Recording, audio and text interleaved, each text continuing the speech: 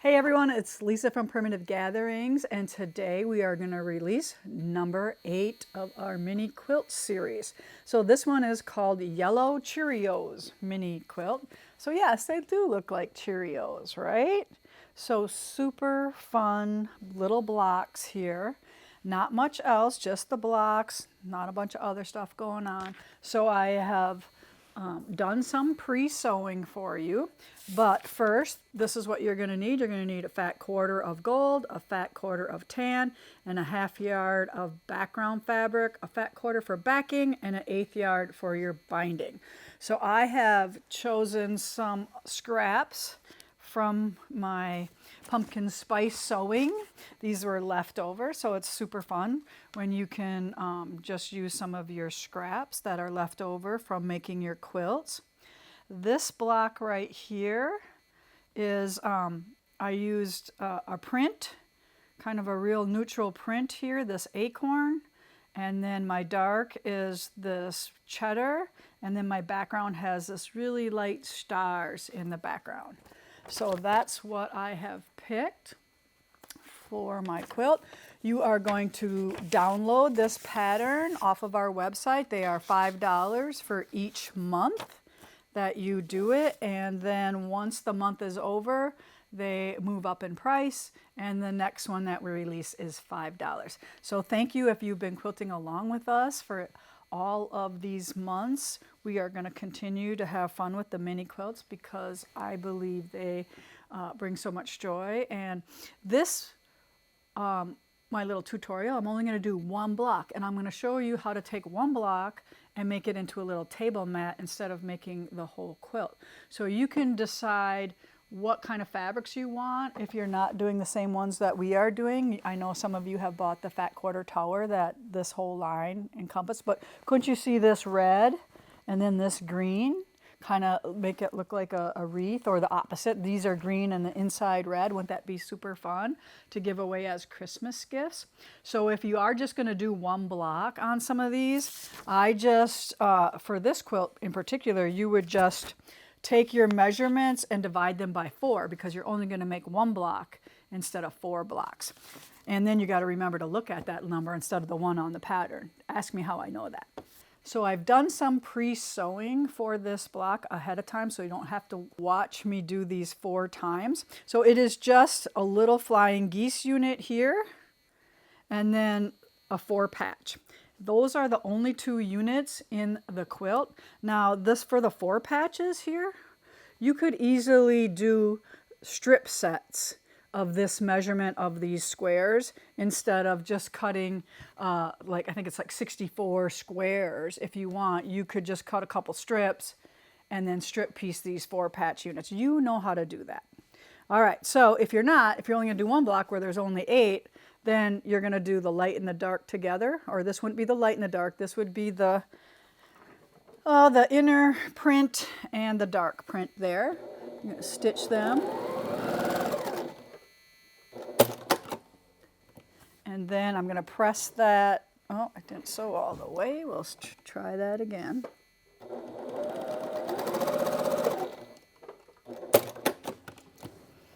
All right, then I'm going to press this to the dark.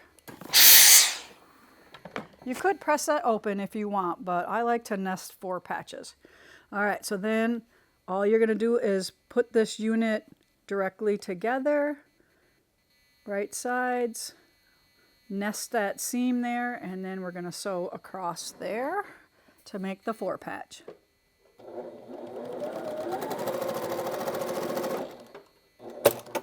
And on the 4 patches, I always open up this last seam.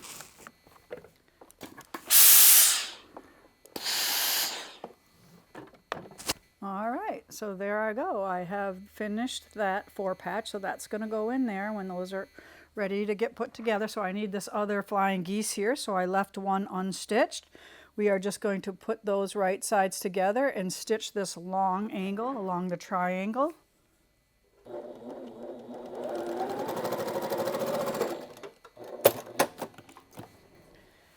Press that away. Then add the second triangle. I don't do any trimming until I'm done with the unit.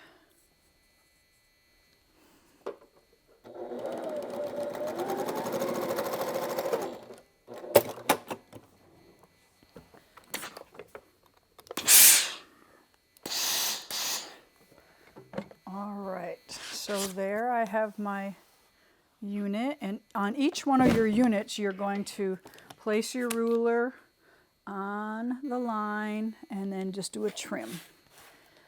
And then trim, put that on the 1-inch mark, trim off that dog ear, put it on a 2 there, and trim that one.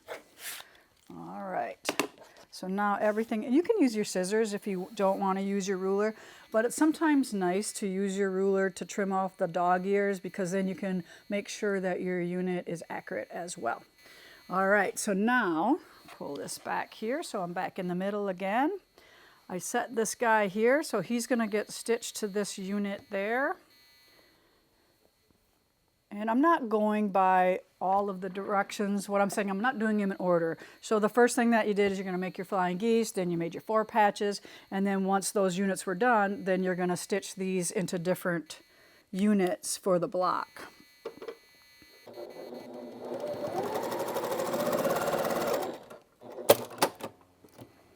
All right, so I like to press this seam open, and I'm going to tell you why in a second. Because it could have easily went to the middle. But what happens sometimes is when you have a dark and a light, and this one is going that way, sometimes if you're not perfect, you can see the dark showing through when the quilt has the batting behind it. So sometimes it's nice to press these open. That's another benefit of pressing open. And I'm sure some of you understand what I am talking about when I say that. All right, so this is looking pretty cohesive here. And I'm going to start sewing this together until I have this last strip set here to stitch together. All right, so I need to sew these 3 units together so this can go to the center here. So I'm going to right sides together. You can put a pin in that, or when they match up perfectly, you know, why bother?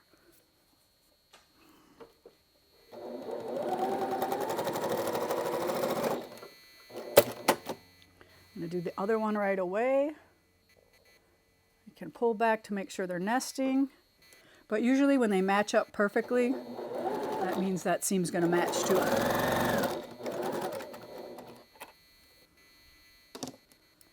All right, so now put it back to make sure that's in the right spot. It is, so those 2 go right sides together. And just for the heck of it right now, my pin bowl is always out, just out of reach, or out of camera, I guess I should say. All right, so that one, we're going to do those 2, flip those together. Super fun, cute little block. I could see a whole quilt made out of these. All different colors. Have some fun with some of these things.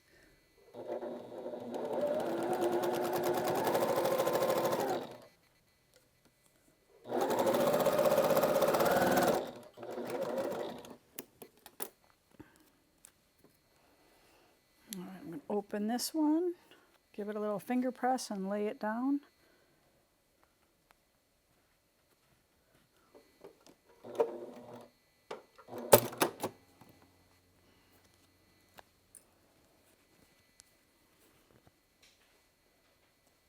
Finger press.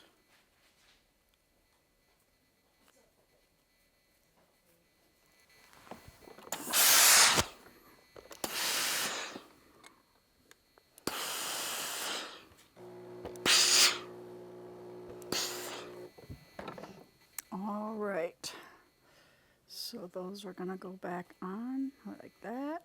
Everything looks like it's matching pretty well. Pin these units here. Kaylee did a number on my pin bowl. She took all the big nails out. That's what I call big pins, nails.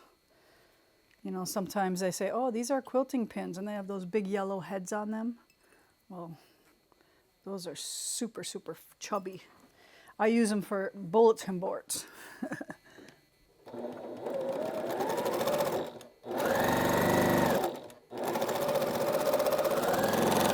You know I love these magic pins with the handles on. Makes everything so much more efficient. Easy to grab.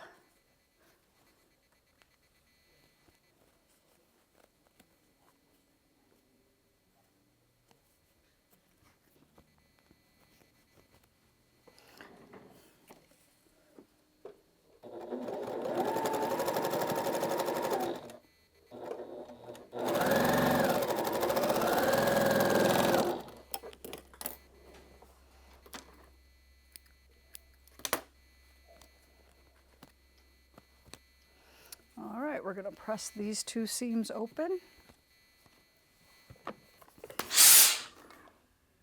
So when you see me press the steam button on this iron, I'm making sure that if there's any water collected into this steam cord here, that it doesn't drip on my fabric. So I'm kind of like purging the iron. I usually have a Laura Star iron, and that was one of the things that they do with their irons, so I started doing that with all of my irons.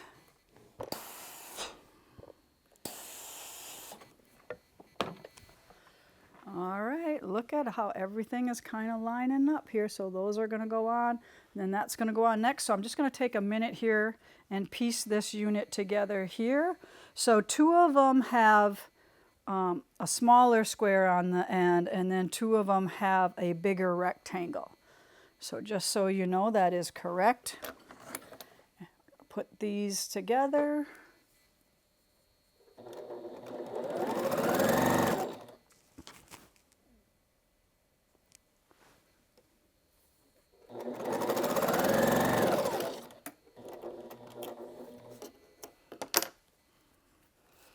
All right, right sides together again.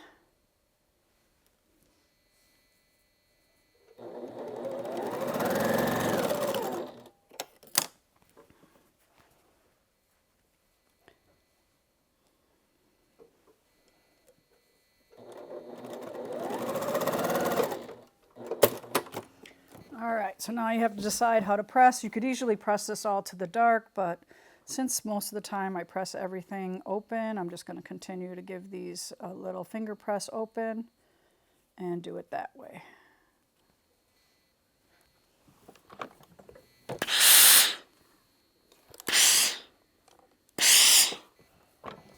All right, so now we're all set to go. And then, have you ever made flying geese? And usually like one of the flying geese just doesn't turn out as nice as the other one. And that's what I have with this one right here. Do you see how it got a little wonky right there? But there's nothing to worry about, because once this outer strip goes on here, it'll take care of that sin very easily. All right, so now sides are going on. It's starting to look like a block. Lots to pin here, and you want to pin every one of those intersections, because you don't want things slipping and sliding around on you.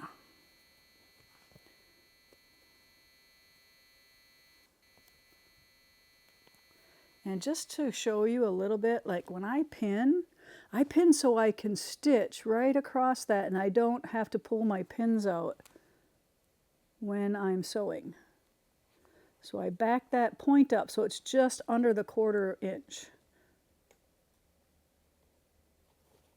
And that looks good, and that looks good. So I'm not even going to pin those.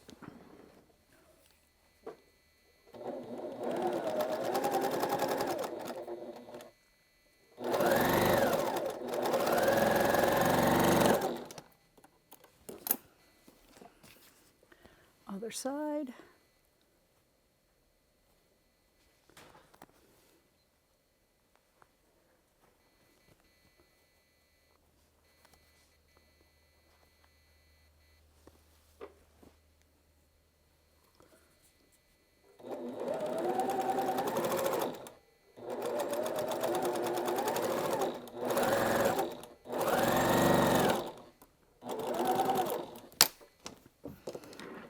So I hope all of you now are all subscribed to our YouTube channel here, so you don't miss anything. That really helps us a lot when you subscribe and like and do some interactive things. And I love showing you some of the techniques that I use. Maybe they're a little different than what you've been taught, or maybe you haven't been taught, maybe you're self-taught.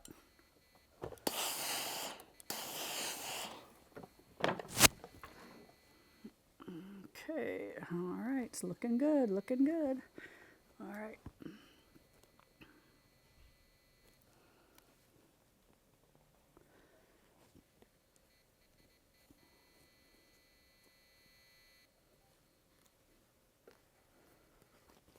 Pin that other one right away.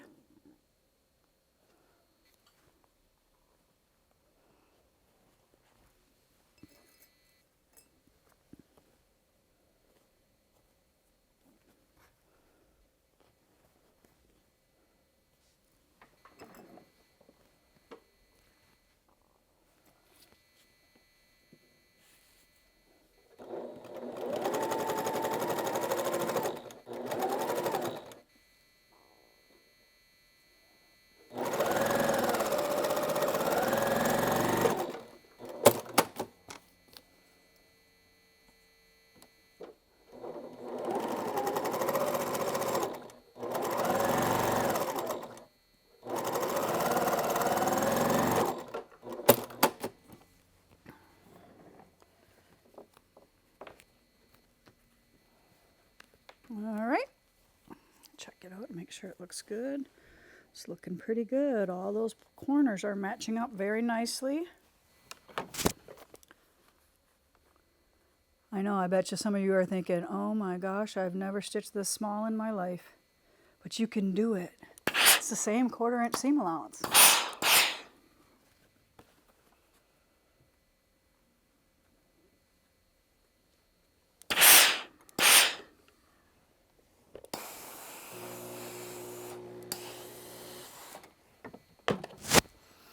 All right, now these two are going on. Then those two, 4 more seams. Well, really I'm going to do 8 more seams. I'm going to show you how to turn this into a little mat. Put a little candle in there, a little votive, a little small little thing in that little center.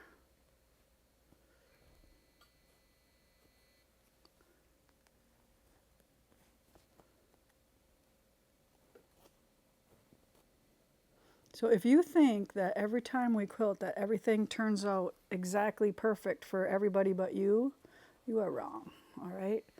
Everybody has little things here and there. Maybe we cut something wrong and then when we stitched it, it's not matching up perfectly. But stuff like that does happen.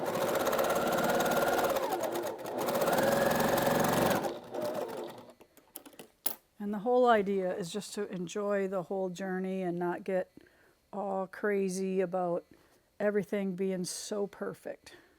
We try to do the best we can, but sometimes close is good enough. I think we were going to do some sort of t-shirt. Only God is perfect. Our quilts don't have to be.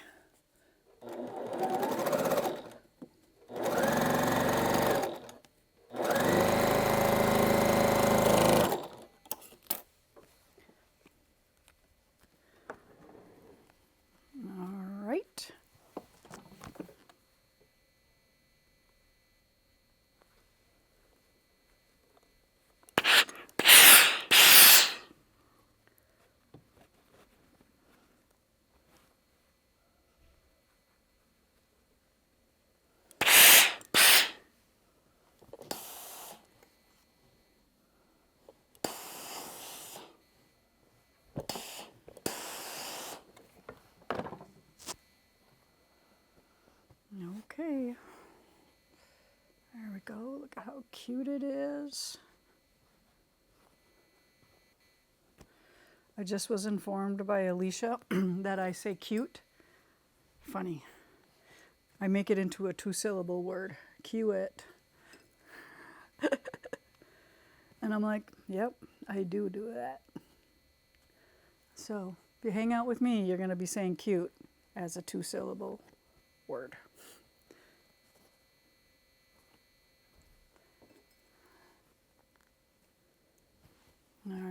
pin this one right away.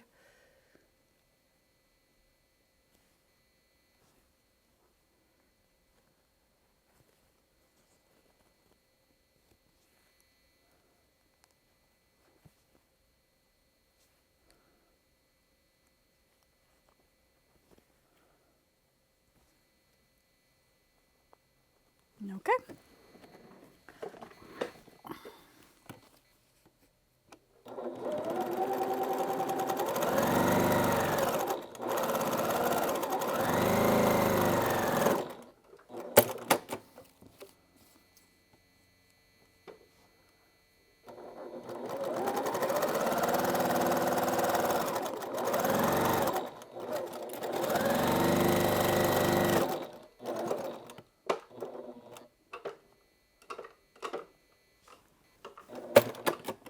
Got to hit the right button. Okay, pins out.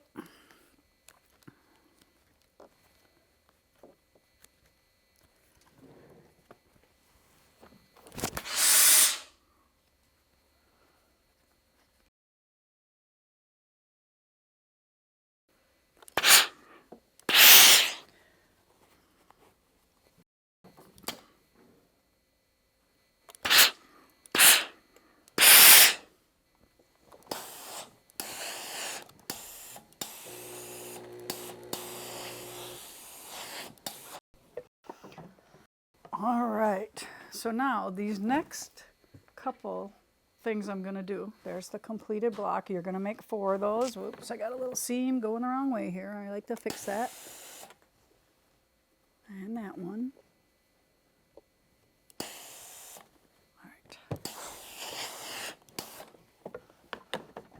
All right, so in the quilt it has sashing and stuff like that because you're putting 4 blocks together.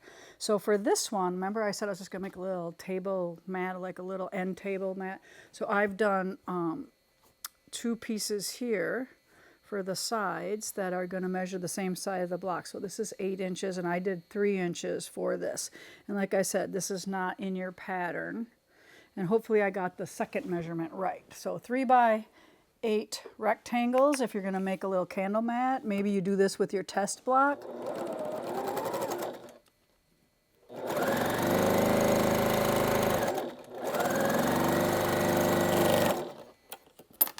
Zip the other one on. Like I said, I got to figure out which way is the right side.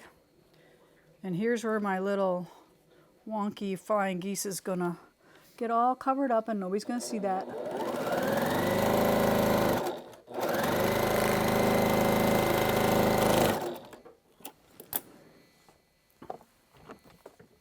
Set the seam there, press it out, press it out.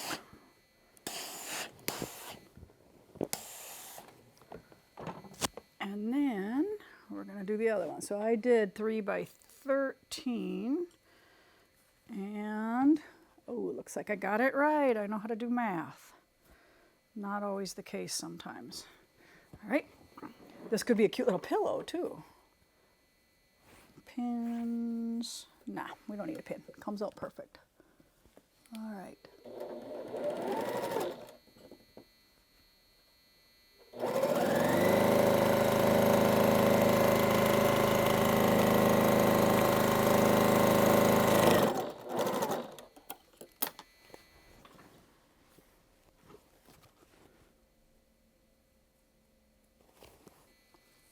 Well, looks really good.